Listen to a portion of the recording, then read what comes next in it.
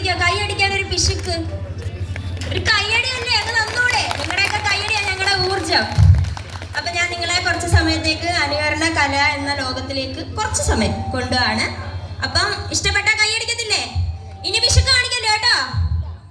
Okay, ആദ്യം തന്നെ നമ്മുടെ ബേബി ഷാമിലിയുടെ ശബ്ദമാണ്. എല്ലാരും ശ്രദ്ധിച്ചിരിക്കുക.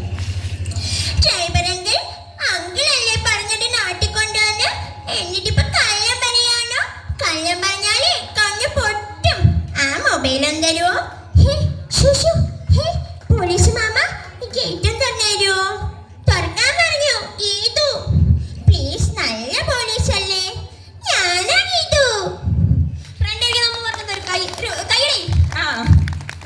അടുത്തായിട്ട് പ്രിയം സിനിമയിലെ നമ്മുടെ കൊച്ചു കലാകാരി, ഇപ്പൊ വലുതായി കേട്ടോ, നമ്മുടെ സ്വന്തം മഞ്ജിമ മോഹൻ.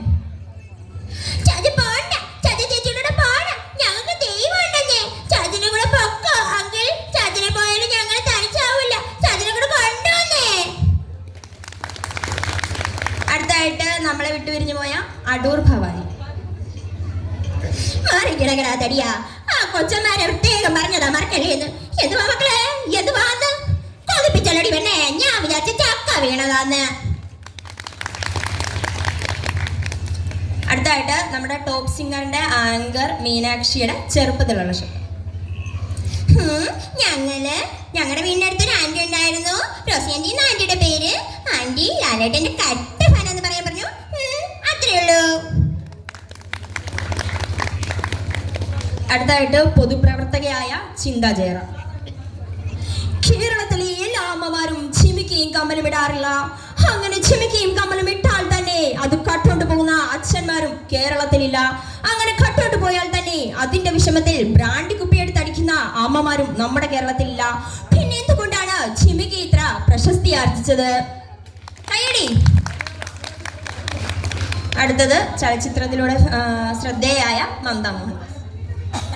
റോസി ഇത് മുതൽ റോസമ്മയല്ല, കാശുള്ള നായർ വീട്ടിലെ കുട്ടിയാണ്. അതൊന്നും ചെയ്യണ്ട, വെറുതെ അഴുക്കാകും. ഗോപാലേട്ട അതെടുത്ത് അകത്ത് വെച്ചോളൂ. അടുത്ത സോന നായർ. ഇവിടെയുള്ള എല്ലാവരും തമാശക്കാരാ. അമ്മ തമാശ പറഞ്ഞ ആ വായന കിട്ടുള്ളൂ. അപ്പോഴേക്കും അടുത്ത തമാശ. എടാ സുരേന്ദ്ര, ഇതാ സാരി ജാതിക്കും കൂടി വാങ്ങിക്കൊടു. പോട്ടെ വാട്ടി കോട്ടെ കാല. അല്ല, ഏപ്രിൽ ഫുള്ളൊക്കെ ഇപ്പൊ മാർച്ചിലേക്ക് ആക്കിയോ? അടുത്ത കോവൈ സരള. തമിഴ് മലയാളം സിനിമകളിലൂടെ ശ്രദ്ധേയായി.